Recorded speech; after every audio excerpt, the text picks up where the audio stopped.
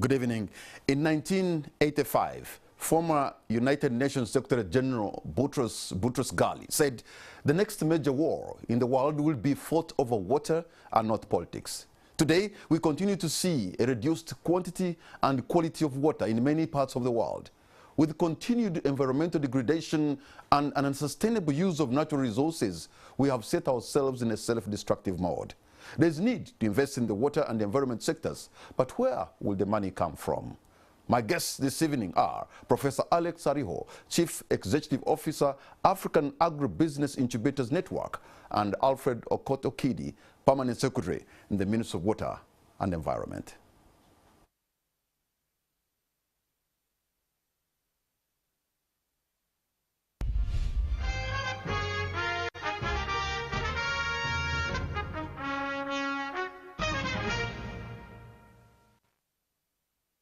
Alfred Okoto-Kidi and Professor Alex Ariho. Gentlemen, a warm welcome to both of you. Thank you. Thank you. I want to thank you for having honored the invitation to come here, because we're going to discuss about water and the environment, and these two things are actually about life. There has not been, considerable amount of investment in the water and environment sector in Uganda, and yet it's very crucial. This is right in your docket, Mr. Kidi. Why is this so, and how can you hype it up?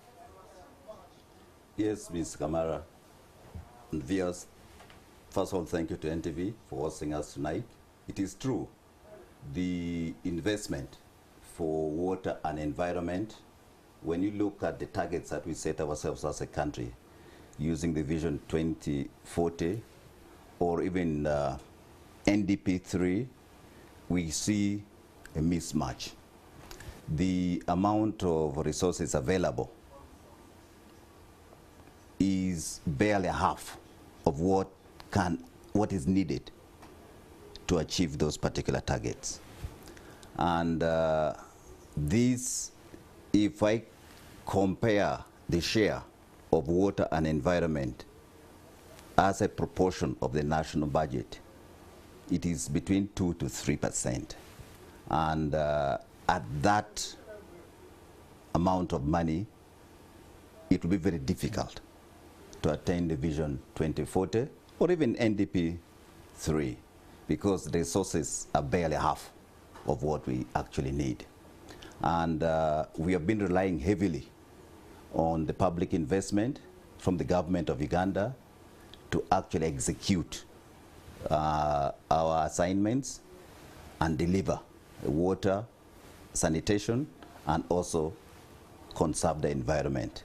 But we see that the space is a little bit narrow, and it requires additional resources. Do you find it challenging to conserve, to use, and protect the environment in the same mold? You see, environment and water are interlinked, and these are actually catalysts of development. And the narrative at all levels need to change. We should stop looking at water as water. We should stop looking at the environment as trees, wetlands, or the beautiful mountain ranges. But we rather look at them as actually catalysts of development, sources of employment, sources for wealth creation. And I think when we start treasuring and valuing these resources in that line, then we start seeing and feeling the true value. And I think because we have had a lot of abundance of these resources, I think we tend to take it for granted. But when you say we tend to take it for granted, yes, when you say we need to value that way, who are you actually telling? Ugandans. No, you're telling the government. Ugandans. Because they're running the affairs of government, of the country. So in other words, you're saying they are not paying attention, they are not using it the way, they're not looking at it from your prism. The government is you and me, all of us. So this is not an isolated matter. You should tackle it in an integrated way. Let me come to you, Professor Alex Ariho. Yes. You have an extended network. Actually, you're the CEO of African Agribusiness Incubators Network. The last time I checked, you were in Accra, Ghana. Yes. And before I know it, you're in Zambia. But he's talking about, the financing is minimal. But from your own way, what could be the local ingenuity or the national ingenuity we can use to make sure we tap resources? Where can we get the resources if government is cash-strapped? Yeah, thanks so much, my brother, once again, and thanks for hosting us tonight.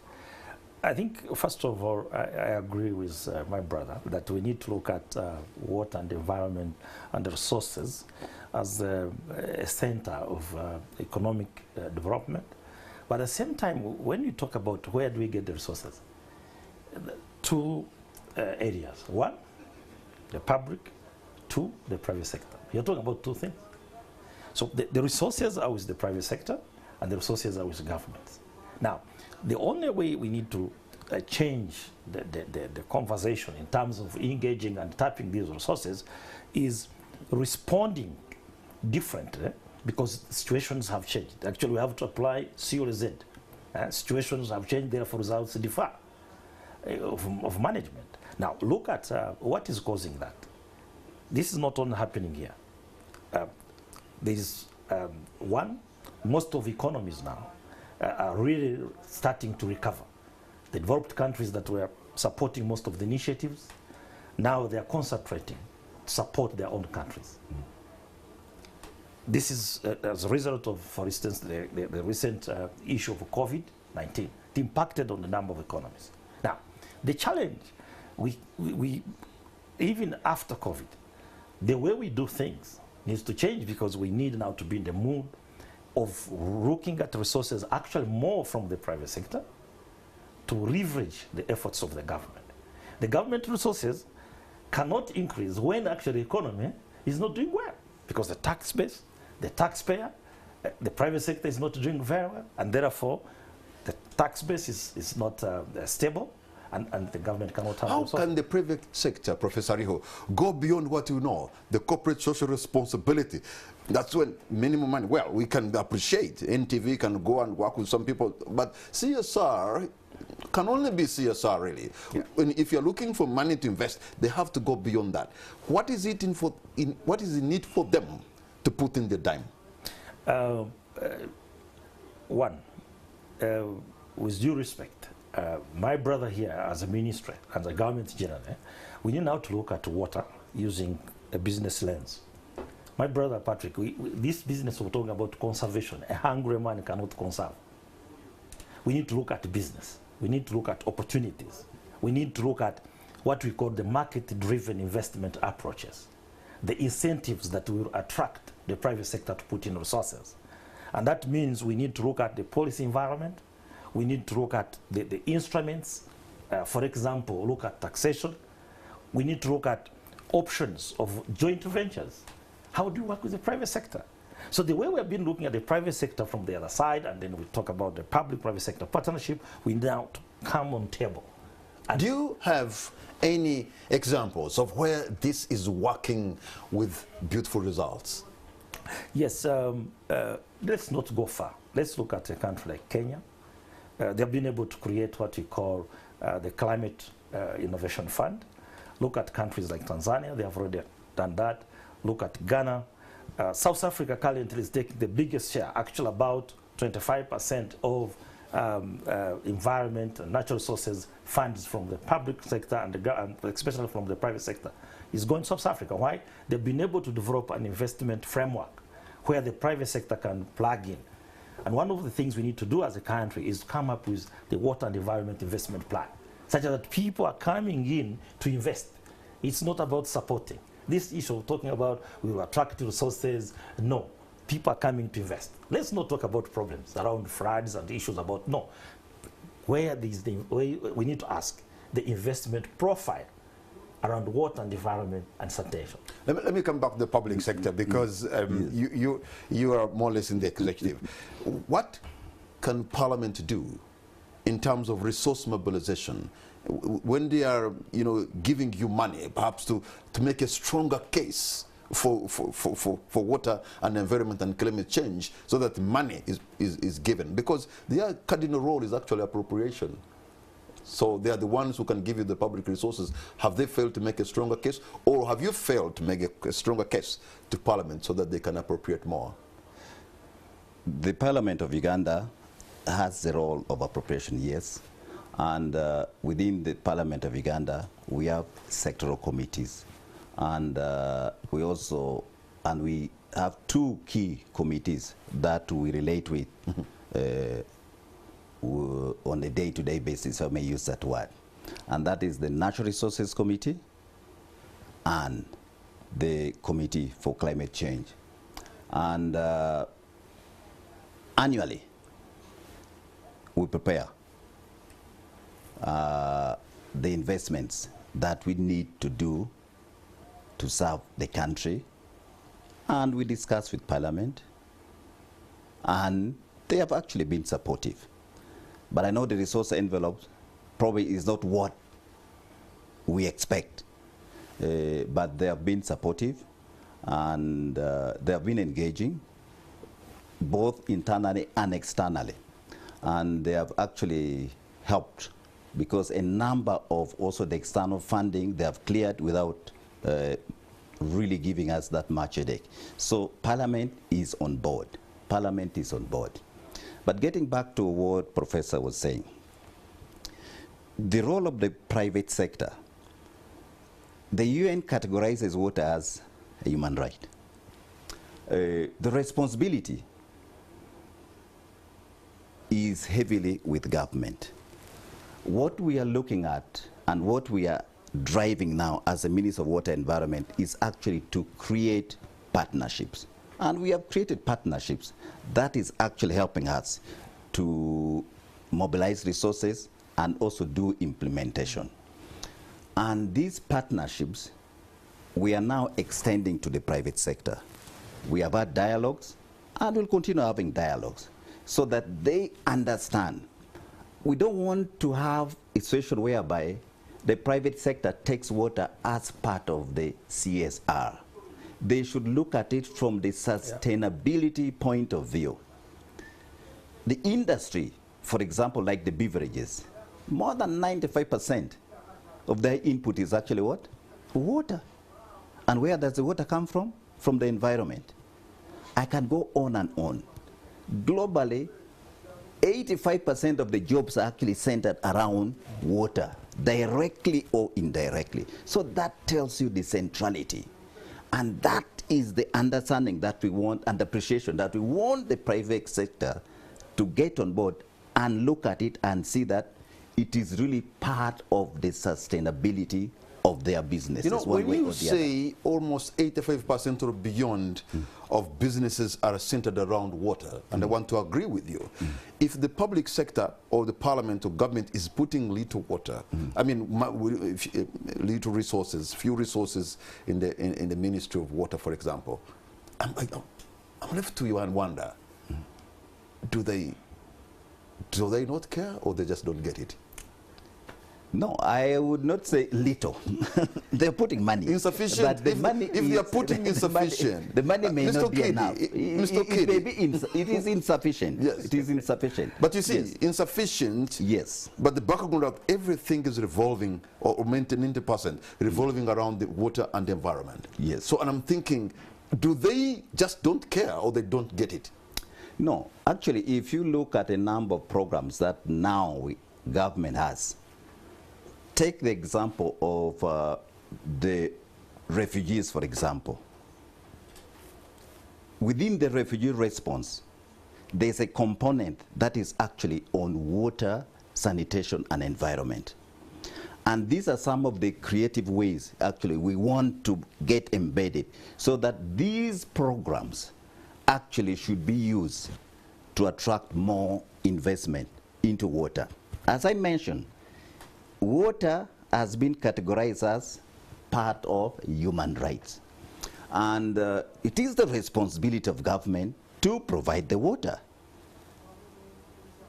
But how does government do it? Yes, from the public coffers, from external financing, from partners, from building partnerships. So what we are now looking at is that for every program, major program that we have, let us have water.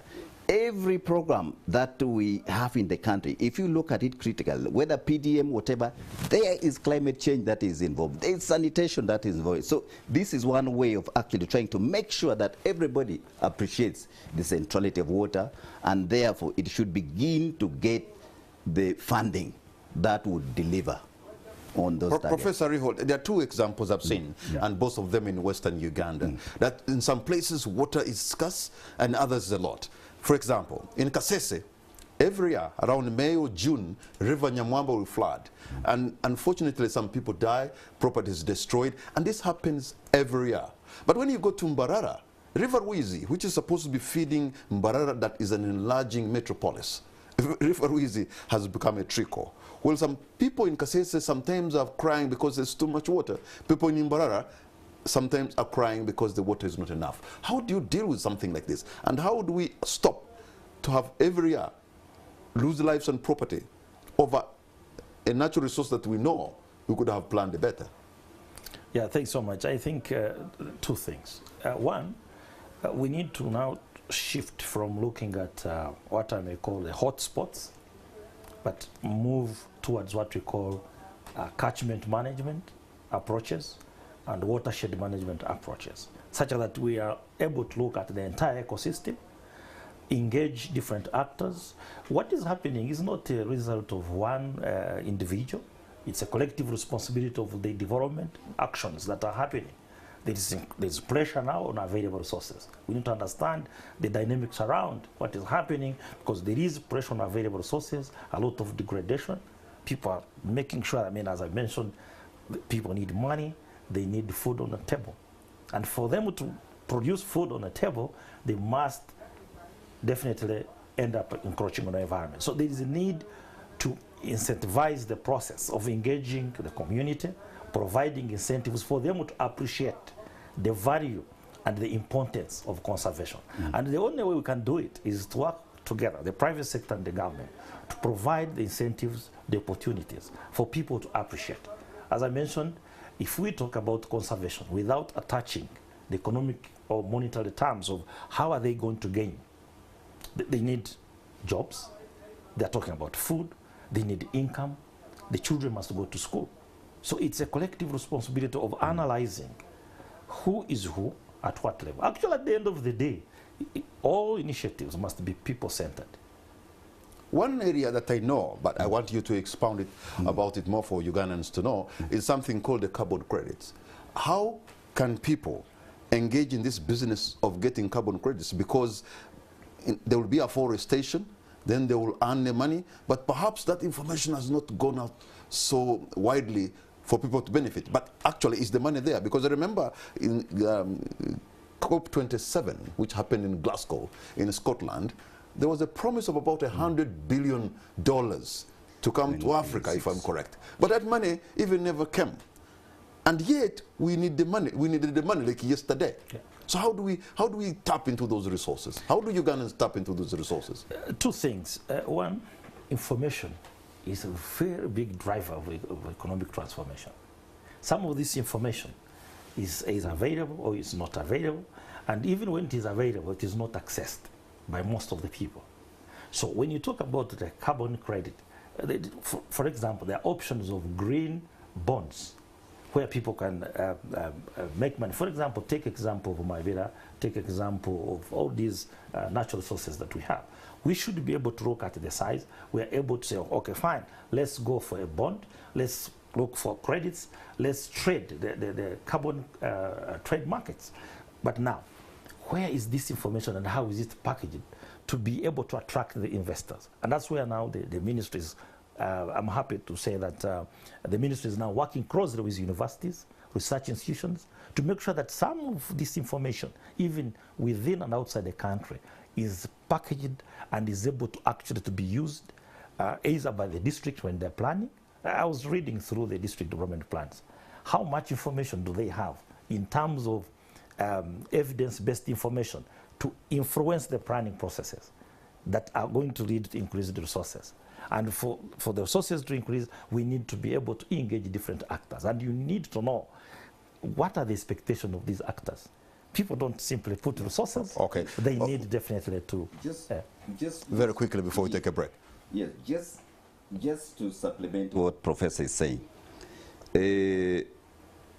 With carbon credit, this is a big topic, and I think we'll need more space and more time. You know why I say that? Because I'm thinking, because we're looking for sources of financing, yes, and I'm looking, yes, this could be one avenue. Yes, yes, it is one avenue that is agreeable.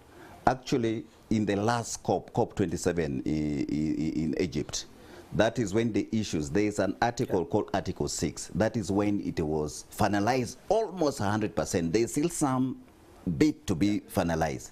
So with that now coming into place, the platform and opportunity to start actually developing and trading into carbon credit is now available.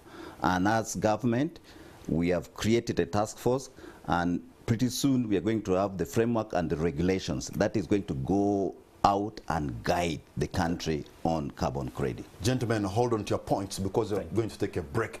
When we come back, we're looking at the issue of the dwindling forest cover, but also in some cases, reduced volume of water and the quality. We'll be right back.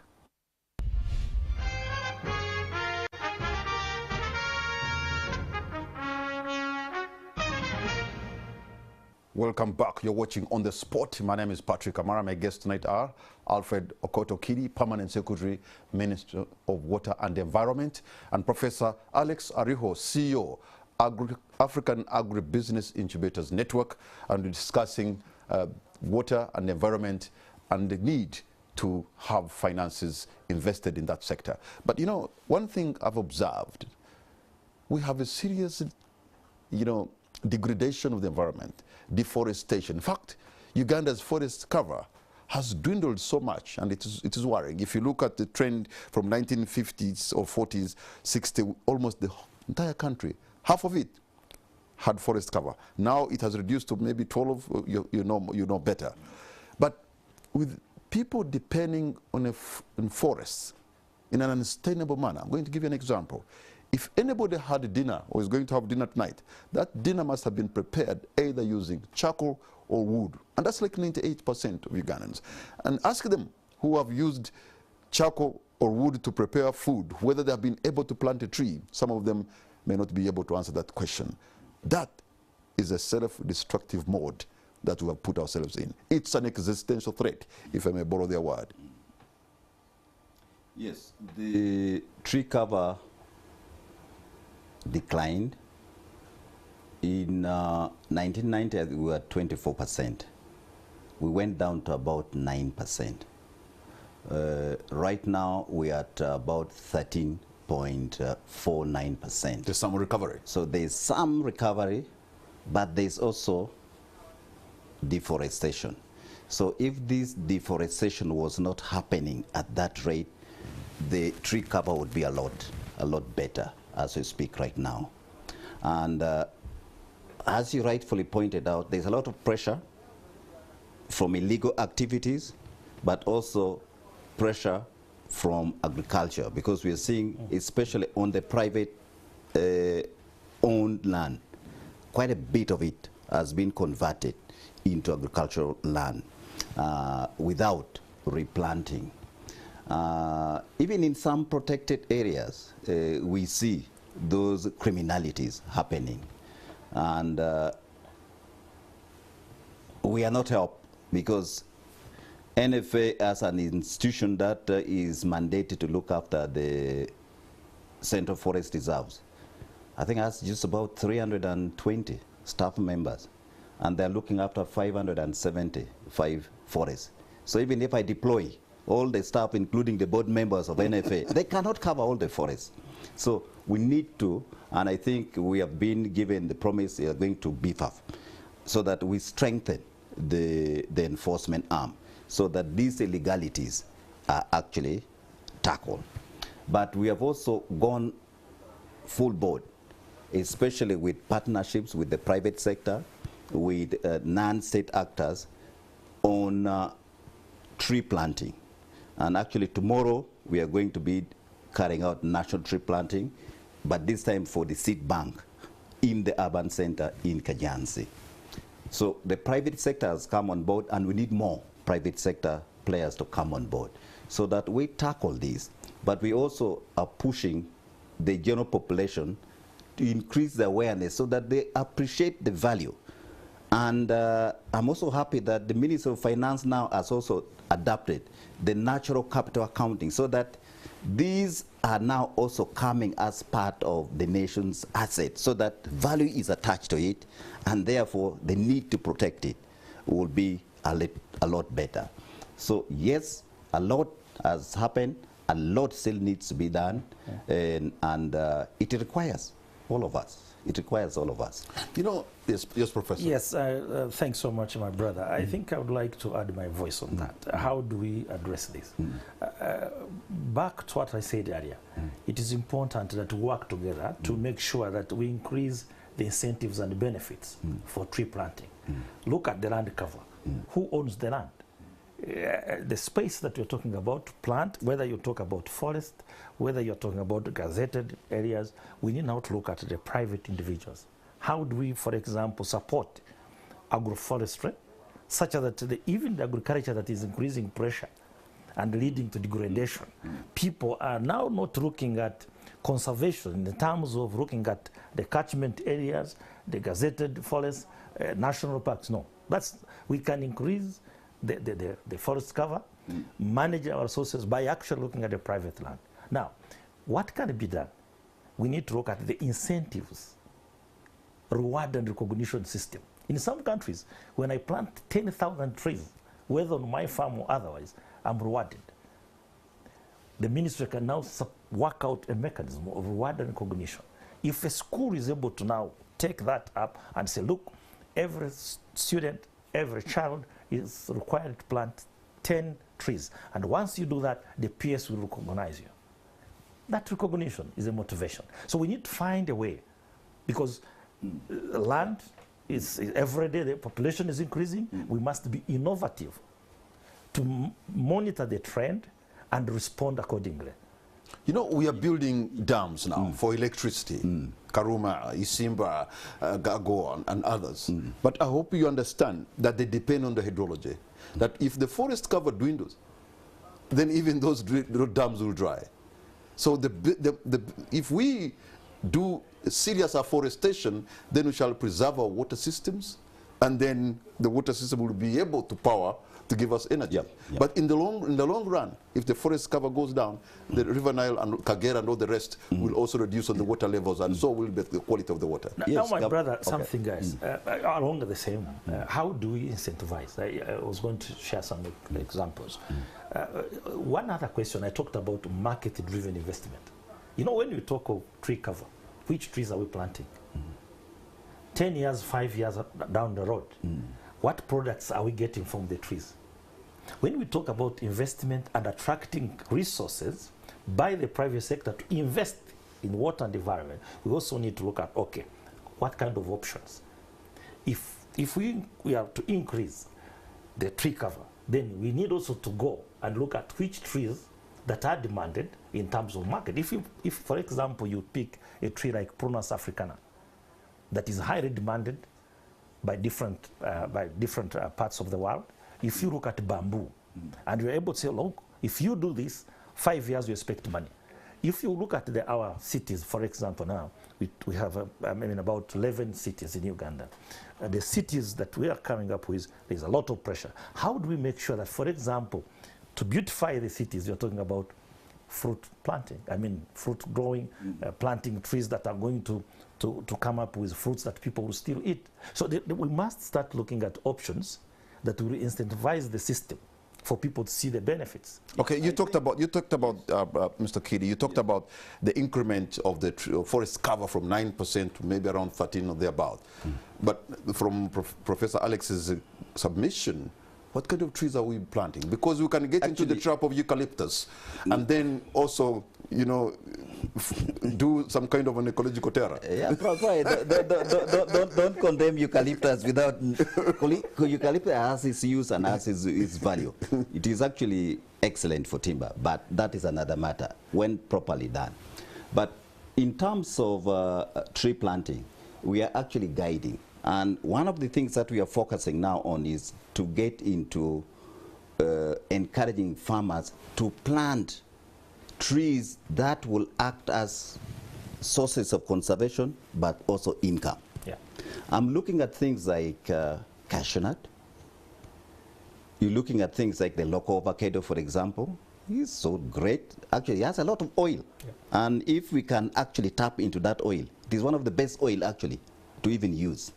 We're looking at things like the macadamia, for those who can look after them, so that we increase the tree cover, but the farmer is also earning money.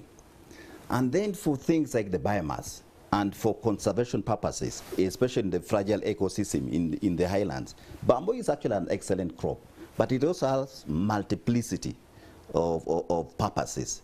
And it takes a very short time to mature.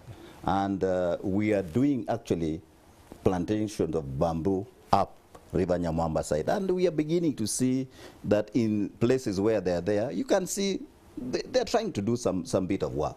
So it requires various species of trees for different purposes. You mentioned hydropower. Hydropower depends on water. And the water comes from where? From the environment. And what we are saying is they also need to invest into their source of existence. Because umeme should be one of the biggest financiers of actually tree planting in this country. Yeah. They should be. But now, considering, Professor Ariho, that our land tenure system is different from other countries, majority of the forests that were cleared were probably on, I suppose, on individual land. People can do as they wish on their land. Do we need to create some kind of bylaws, or just incentivizing that and making sure, telling them that they can make money and teaching them how to make money is enough to protect? Because in some countries you cannot just cut a tree, you'll have to get permission. Yeah. But here, with such a liberalized economy, land is in people's hands, they can do as they wish. No wonder we have a dwindling forest cover. Thanks so much. I think I would even say we are late. We are basically late. One, to do reforms that respond to the realities of today. You know, at times, we look at policies, legal frameworks, and bylaws that were actually established or put in place in 1970. 28, the policies that were put in place in the 18th century to solve the problems of the 21st century. The dynamics have changed. The realities have changed. We now need to apply R plus R is R. Reality is equal to response and the results. So we need to now go back. Things have changed. So starting from the district, look at the bylaws at the district level. That's where the situation, that's where things are happening. Move to the central. Look at now, take an example of now, the parish development model. How do we take advantage? Because as people get resources, the 1 million to go and invest, they are eyeing the available resources. And it's going to be a lot of pressure as well. So we need to respond and say, okay, fine. Within the context of the parish development model, within the implementation strategy of the National Development Plan 3, how are we responding in terms of the policy, the legal framework, and creating an enabling environment for the private sector, not the private sector only looking at the bigger picture of the big private sector. But we also need to appreciate that the farmer is actually a private player. He's an investor. And we need to look at the incentives and enabling environment that will allow either a household to invest in conservation, or an individual to pick interest. Either there is a tax holiday, either there is an incentive in terms of innovation funding, or capitalization of initiatives that are emerging out of water and environment. And that's, with that, we should be... As a Ministry of Water and Environment, have you really made a compelling case to the powers that be, Parliament and the Executive, that they need to put more resources than they are, that we as a people are facing an existential threat because of our livelihood, how we live, our lives, how we are so unsustainable, so that people need to get some kind of shock therapy so that they can move. Kamara, you see, the problem is just not the amount of money. If I look at the rate of growth in the population, just give an example, probably about 1.3, 1.4 million people are added on population. Added on. But the money I have, I'm probably able only to service only 600 of those. So the rate of growth in population is quite high. It's quite high. So the investment is not matching. So you're chasing a moving target. You're chasing a moving target. That is one. So you have that problem, which on the one side is a problem, but on the other side is also a good thing. The womb, on the other side. The womb of the Ugandan woman is outpacing you. So, but just getting back, the solution actually, which we're implementing, is community driven.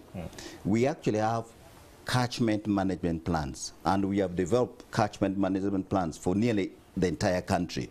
We are probably about 85%. Now we are going into micro catchment, because the way water flows is how we divide the country. If that was the case, Mr. Kidi, then we wouldn't be having perennial problems with the river Nyamwamba. Because an issue of catchment management. Wouldn't be having dwindling, river Wizi becoming a trickle. It's an issue of catchment management in the highlands of Buweju. It shouldn't be the same in River Denji, River Tanji, or River Aswa, or somewhere in Vududa. Yes, and that is precisely because the community in those areas have now appreciated. And these catchment management plans are developed with the community. You have the religious leaders there, you have the cultural leaders there, you have the elders, you have the youth, you have the women, you have people with disability. Everybody's there. They sit and decide what is best in that catchment. For us now in the Ministry of Water, at the center here, if we need to do a water, like for example, a storage facility, a dam, in this particular catchment, we go where the community is saying we should put this dam. So we go and put it there. Like in Karamoja, they say, we want it in Lopei. So we said, okay, that is where we're going to put it. So this brings on board ownership. We expected government to help the people, like got in Nwaya. Have the riparian buffers that can protect the environment, so that everything is not swept away. You'll protect the soil, you'll stop the soil erosion, but also you'll control the quality and the volume of the water. That is correct, and it requires changing the mindset of people, so that they appreciate and they need to move away from certain practices. In some of these areas, whose responsibility is it to change the mind? It is. Us as central government, local government, the communities, and you, the person yourself. Where we have done it, for example, I give you the example in Kabale. We got a group of women, and we said the best way to cultivate in this area, let us do these terraces in this way, and also create small little ponds where water is stored. Those fellows are doing mushrooms. We said high value, and their mushrooms actually being exported. Okay, Professor. Thanks so much. I agree with my brother. Now, we need to look back to the question, where is the money? Now, for us to respond and now combine the community engagement, and let me take an example of what my brother shared about the catchment management plans, the watershed management plans. But I said earlier, we need to start shifting. We need to start changing. And how do we change? We need to shift, for example, from the management plan to an investment plan. Because those are two different things. Because the investment plan, the district is able to say, or the community is able to say, look, this is what we can do. This is what the private sector can do. And these are the incentives and opportunities for people to invest. And I'll pick an example of what the ministry is doing around Nyamwamba. Because of the floods, the stones are there. They are heaped. All along the whole of Kasese, along River Nyamwamba. I see boulders and huge and small stones. With the intervention of the private sector, recently the collaboration between Excel Hot Concert Agribusiness Incubator which is one of the incubators that we're supporting in Uganda, collaborated with the ministry. And now they've been able to help the community to realize that actually the stones that came as a result of floods are now an opportunity, is now gold. The youth are turning the stones to make tiles, they're making plates. And now, instead of exporting sand, water, stones, and soil to outside, now they are tapping around Nyamwamba to turn that into opportunities. Now, the private sector is coming in to say, look, can we now satisfy these products? Can we invest in the stone development? Find the market for Find this. the market for it. For this. And that's where now, again, the role of research. Do we know the type of stones or the type of products that we can come up with from the same, what people look as a destructive thing, but now it's an opportunity. So I think that we need to shift. And now when you check the district development plan, the catchment plans, they're talking about management. Can we talk of business? Okay, gentlemen, hold on to your points because we're going to take a break. On the spot, we'll be right back.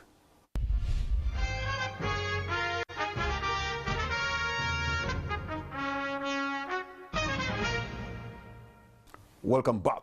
You're watching On the Spot. My name is Patrick Amara. My guests tonight are Mr. Alfred Okoto-Kidi, the Permanent Secretary Minister of Water and the Environment, and Professor Alex Ariho, CEO of African Agribusiness Incubators Network.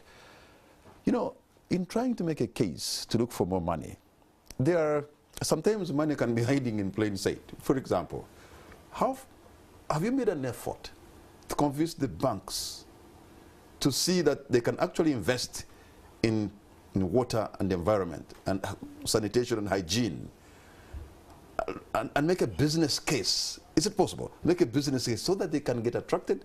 I mean, they're the guys with the money, I suppose. Because I can see there is a need to attract the corporate bodies to look at these sectors, you know, as an incorporated kind of organizations. Yeah. Yes. Sanitation can be business.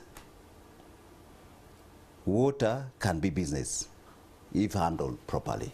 But it is not the typical commercial product that you trade in the shops. No. It should be tackled differently. How? Because as I mentioned, water is about existence. So it is taken as a right. So you don't want to be trading right at that commercial benchmark of supply and demand, so the price keeps on, it becomes unsustainable. So it has to be handled in a systematic and controlled manner. Yes, the financial sector needs to understand water as business better. Then they can appreciate and see how they can come on board. They need to appreciate that this thing we call trees are actually not trees, but they are assets because they have income generating capacity. So if you, Mr. Kamara, you go to a local bank and say, I want to invest in these trees so that I'm able to do A, B, C, D, the chances are that they won't even listen to you because that is not the typical.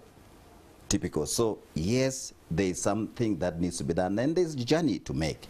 And with what you talked about, carbon credit, but if you look at these trees, not just like trees, but you're looking at it as, hey, that is wealth. Right now, what I have on my 100 acres is maybe worth 50 million. Next year is going to be valued at 100. The other year is going to be at 300. 10 years is in billions. So that kind of appreciation needs to be done so that they can now support better the private sector involvement. Yes. Thanks. And I think, Patrick, that's where I would like to come in. And I say, look, how do we now create that ecosystem that will make the banks, the financial institutions appreciate. I think it's a big issue. And one of the ways, we need to build the internal capacity and competencies to be able to do remodeling. Because as I mentioned, I think the situation has changed. So we need to remodel. How do we remodel? For example, if I work in the ministry, I need quickly as an investor to enter PSC's office, and I'm given a compendium of investment options around water, environment, and sanitation. Now, it takes time, yes, but if I'm an investor, I'm interested in what is in it for me. Banks are not going to come to just to put resources. So we need to build the internal capacity to be able to remodel and do things differently, and also repackage the conversation. I understand. Egypt, which is largely a desert, makes almost $4 billion in tourism on River Nile. On River Nile, $4 billion. For us, we struggle to make $1.8 billion in an entire tourism sector. Water begins from here. Look at Lake Victoria. Somebody made a calculation, I think it was a research in World Bank, that if only we use Lake Victoria so well, it is enough to give us all that we need. Marine tourism. There's so much that we could do. But is it also because that we have living in so much plenty that sometimes, yes, because look, how can those guys make $4 billion out of the River Nile only in the tourism, and yet we can't make even $2 billion in the entire tourism sector? I was in a small country, Israel. I went everywhere, Haifa, Tiberias, you know, I even went to Mount Masada. With a little bit of water, just a little bit of water, and a lot of ideas. They are producing more tropical fruits than the entire Eastern Central Africa. I mean, they can just make us look really bad. Yes, and I know we are sending so many people to study agriculture in Israel. It's a country perhaps as the size of Uganda Kingdom or even smaller. Can I share with you the experience around that? It has something to do with mindset. How do you look at things? A country like Cameroon, when you land at the airport, you find there is a profile.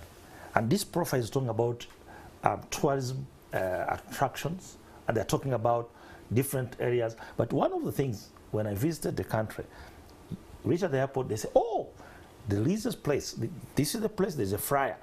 Go and see the biggest tree in the world. I was like, wow, $50. So as we entered the bus, the shuttle from the airport, they say, look, please make sure tomorrow you don't miss to visit and see the biggest tree in the world. All of us paid $50 to go and see the biggest tree. But when we got there, there was no tree, but what was there are the functions and the products of the tree. And this gentleman said, wait a minute, we are not talking about the size of the tree. We are talking about the value, the opportunities around the tree. Yeah, I think telling your own story. Yes. Creating your own perception. Because the world runs on perception. Yes, but Kamara, I think what you raise brings me to what I think as a country, and that is where the direction we want to see happening is payment for ecosystem services. Payment for ecosystem services. Because we look at these as not services. Without that water, the hydropowers cannot. But ask yourself, how much are they contributing towards the conservation of that water? But they're deriving the service from that ecosystem. So we need to, and that is why I like your idea, you say that, is it because we don't think we don't value? We need to get there. And we need to start putting value. And we need to willingly also contribute for those services that nature bless us with and is giving to us. And that is where now the true sense of sustainability and conservation will come in. But also on the other hand, there should be efficiency in the utilization of the resources. Of the resources. I have seen in my lifetime a river disappear. and I come from a place that is perhaps, they say Uganda is the pearl of Africa. I come from the jewel of the crown. I come from Toro. But I have seen in that region even a river disappear in my lifetime, which means in the next 30, 50 years, many rivers could disappear. Yes. Maybe some people have not realized, but what we're facing, the situation could be dire. It's an existential threat, and it has to be treated like it is. Yes. But I don't think you're treating it with the urgency. No, no, I can tell you, we have developed partnerships. If you look at IRC, for example, one of our great partners, WaterAid, Water for People, we have signed MOUs with a number of kingdoms, Buganda Kingdom, Yua, Mkama. We have Interreligious Council of Uganda. They have actually said, get us seedlings and get us indigenous. We want to conserve this. So the awareness is there, it is happening.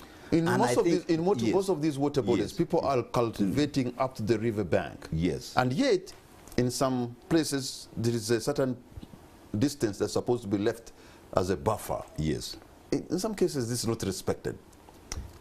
Yes, because for the lakes, you need to leave 200 meters. The rivers are 100 meters. But that is not respected. And that is part of the reason why you see some of these rivers actually disappearing.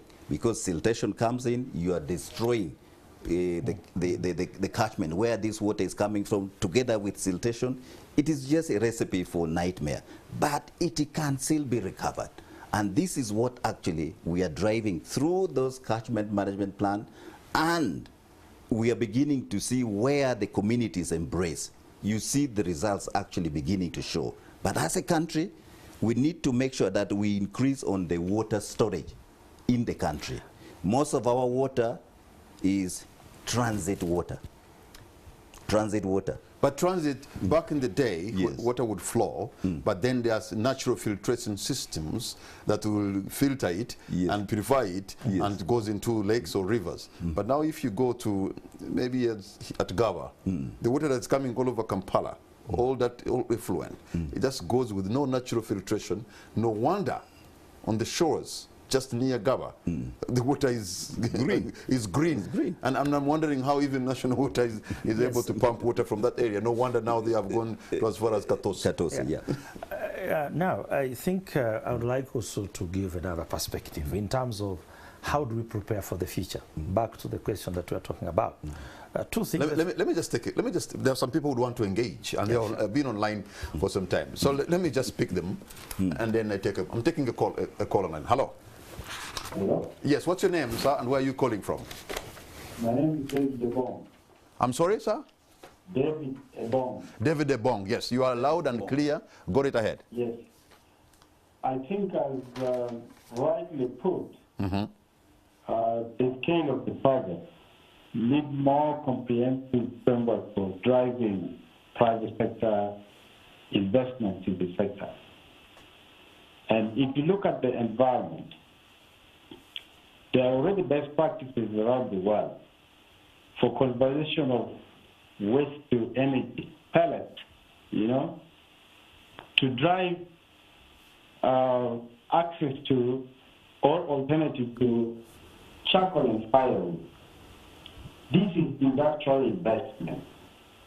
Do we have a case study, like only one, which we can point at through government-led instruments? What is the relevancy of government?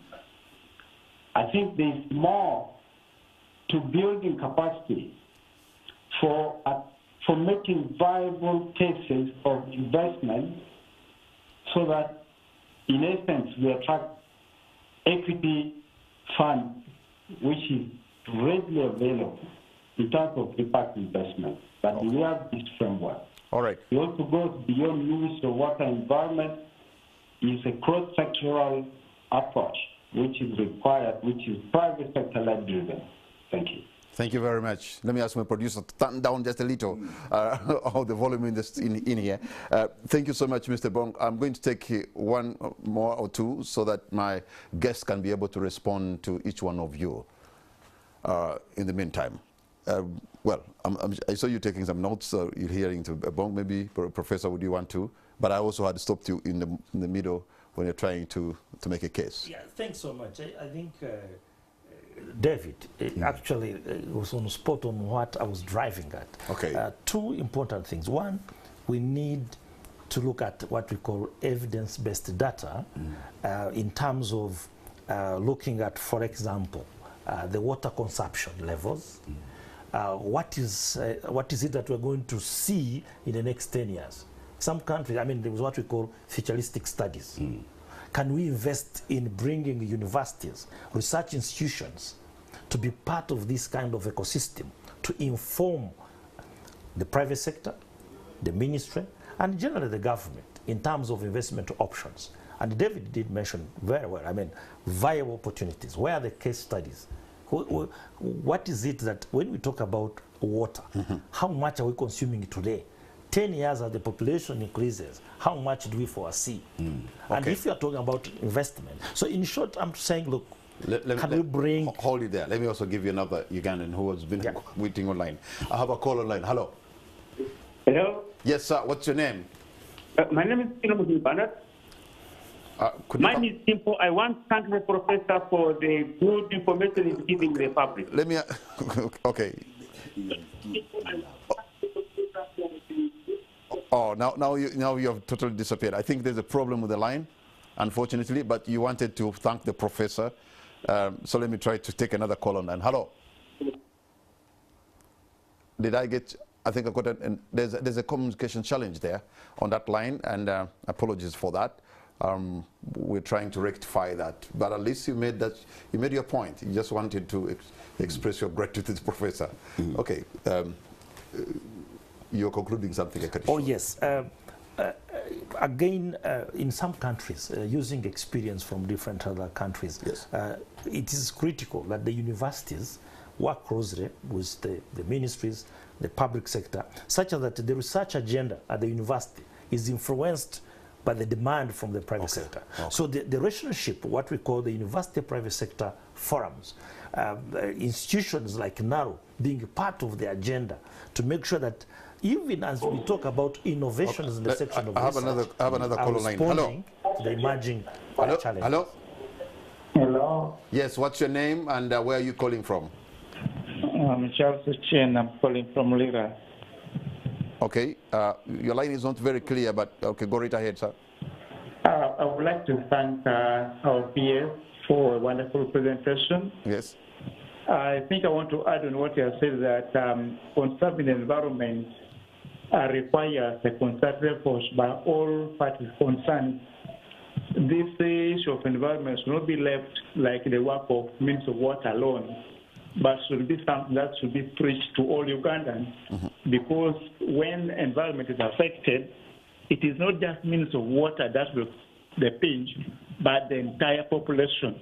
So this will be a gospel that should be preached across the country, and I believe that maybe even local governments will be creating bylaws so that anyone that tries to tamper with the environment or the trees can be held accountable, so that we see that the monitoring the environment is something that is bad for the current generation, but also to safeguard the future generation.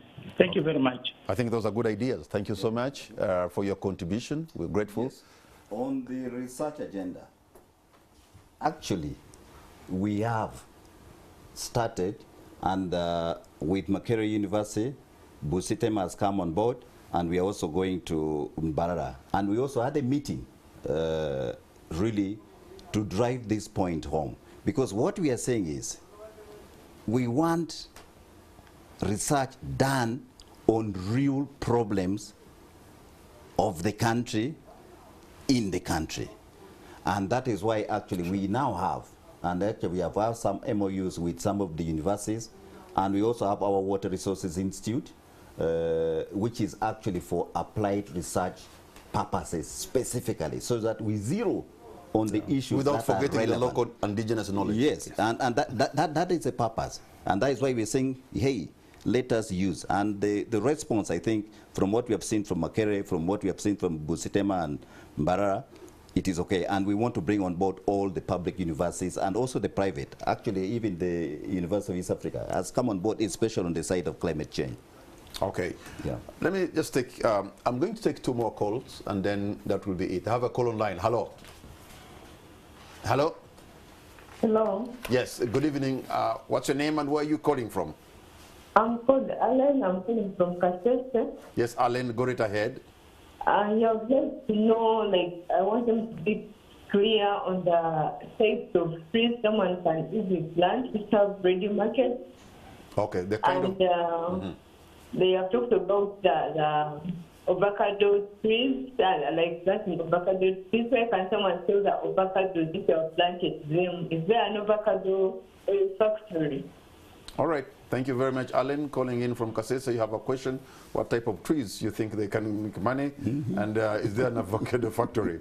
Well, I know people now are into more of harsh avocado. Yes. It is selling like gold. Yeah. But how about extracting oil from it here? Who is going to buy it locally so that you can have value from the fruits that you have planted? Thank you very much, Alan. And let me just take the last call online. Hello. Hello. Okay. Hello, we have a call online. Okay, this one has... yes. Yes, go right ahead, and kindly, if you want to speak, you have to turn down the volume of your TV so that it doesn't send an echo. Yeah, fine, thank you. Okay. Yeah, my name is, I'm called Ariho Alex. Ariho Alex? Yes, I'm just calling from around the University. That's interesting. There's another Ariho out there. Alex Ariho here. Yeah. I'm very excited by the presenter. Thanks so much. You're welcome. But to be brief, I would want a more clarification regarding multi-sector collaboration, and most importantly, when we look at the population, which is growing very fast as per the last surveys, it is a very good, I think, creating a very big impact on our water and environment. So how is the Ministry of Water and Environment working with the Ministry of Health and most specific planning approaches to ensure that our population does not continue to hinder with all your approaches we are putting across to ensure that the water environment is not affected by the big population. Yeah, I would be happy to get more clarification about that kind of collaboration. Thank you very much. I understand there are many of you, but because of time, I can't be able to take all the calls. So you could respond, and then after, okay. Professor Ariho. Yes, the type of trees to plant varies from region to region. We have regional offices in Fort Portal, Wakiso, Lira, Moroto, and Mbale, and also at our aid office. So feel free to get in touch with our staff, and they'll give you this information free of charge.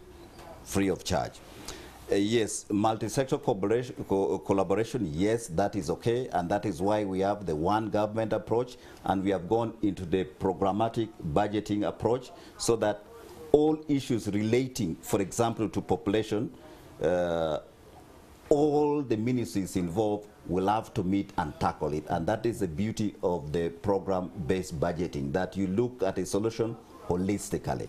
Yes, we are collaborating with other government ministries and agencies along that line. All right, Professor Ariho. Yeah, thanks so much. I would like to add my voice to my brother on the response about what Ariho would like to know in terms of the forms of collaboration. And I will summarize it using the 4 C's of sustainable business development. One, we need to look at the co-creation approach. How do we sit to make sure the private sector is able to sit on table with the government, and they're able to come up with instruments that are going to drive change. 2, how do we co-implement? The implementation is not going to be left at the side of the ministry. It is a joint implementation plan. 3, the co-financing. The mechanism of financing should be clear from the start, the roles and responsibilities of who in terms of putting resources on table, such that we shift from the so-called beneficiaries At times we get to the community and say, you are beneficiaries. The moment you call me a beneficiary, then I expect to sit back. So we need to shift. And they need to come on table as co-investors. They are putting resources. And lastly, co-learning. A lot of things happening. How are we documenting the processes, the learnings, the changes to influence our investment agenda? What's going to be a concluding remark, Professor? My concluding remark is that at the center of this conversation, we need to bring the youth. The future of resources that we're talking about is not in the hands of my brother here, is not in your hands. The young people must be at the center of this discussion.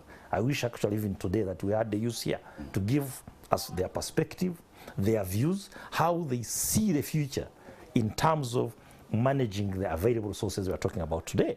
They are the economic drivers of tomorrow. Their investment agenda must take into consideration of the resources of today and how they're going to utilize what you are conserving today. Otherwise, the conservation efforts of today will take us nowhere unless they are part of the discussion. Thank you. And Mr. Alfredo Kotokidi, your parting shot. Yes. The natural resources that we are blessed with as a country are finite. So we need to use them wisely and we need to conserve. So my appeal to all Ugandans is that let us treasure what we have, preserve, conserve, and possibly do more to multiply them.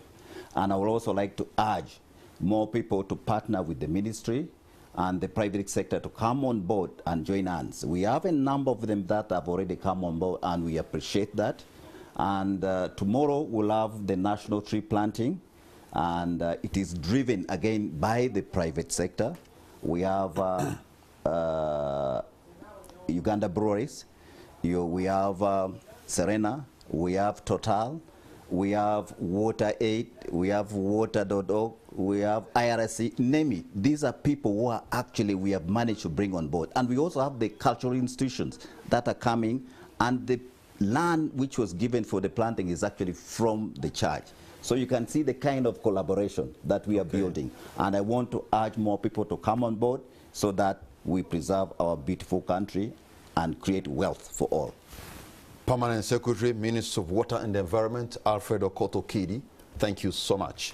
Professor Alex Saruhu, CEO, African Agribusiness Incubators Network, thank you so much for having given us your time, but most of all, for having added value to our platform. And for those of you who have been able to watch this and even call in, I want to thank you for the privilege of your company. There's no doubt we live in one of the most beautiful parts of the world. In fact, 100 years ago, former British Prime Minister, because he was dazzled by the beauty of this country, he called it the Pearl of Africa.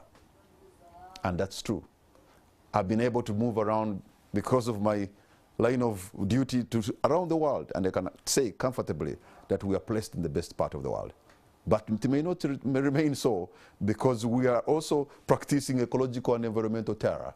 If that happens, we could face an existential threat. We have a choice to do good or to do bad. But I implore Ugandans, let's do good. Good night and God bless Uganda.